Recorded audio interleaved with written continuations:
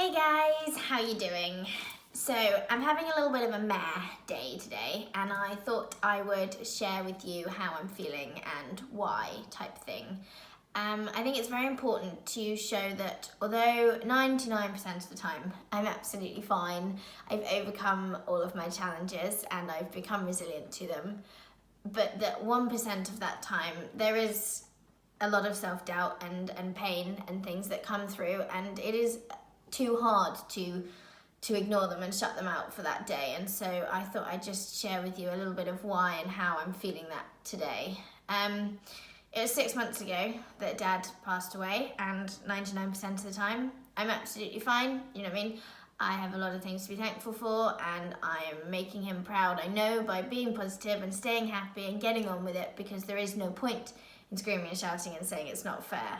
Life is character building, as he liked to say, and I truly believe that. But that 1% of the time, I mean, that pain is too much to deal with, and I don't want to, because there will forever be that 1% of me inside that is screaming and shouting and hates what was taken from me. My father was taken from me, and we were very close, but that's just how it is. So I thought I'd give you a little bit of a background into that. It's a really simple thing, I find, usually. So, for example, today I was reapplying for my student loan.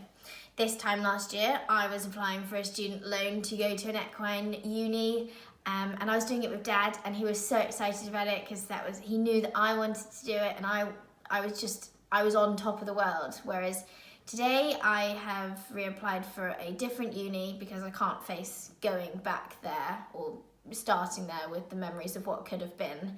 And it asked who I lived with, and there was the option for parents, mother, or father.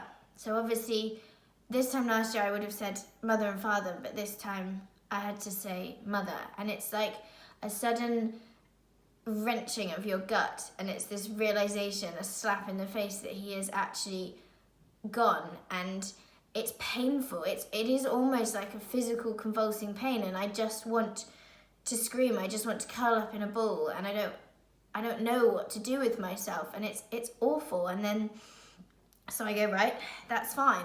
I accept it, breathe it in, let it out, move on. So I go to the next page, and it asks my mother's relationship status, and I have to press widowed. And I don't know how to deal with it. I don't want to cry. I don't want to scream and shout, but I do want to cry, and I do want to scream and shout. And it's the realization that nothing will ever be the same again, and how much I've had taken from me, but also how much, I don't know, it's so hard to deal with, and it stops you dead. And then I go into this downward spiral, as anyone does, and it goes into not fair, and then I've had this taken from me, and I want this back, and I go, right, so I want to do that, and I want to feel like that again. And so how am I going to feel like I did this time last year when I was really excited about uni and everything?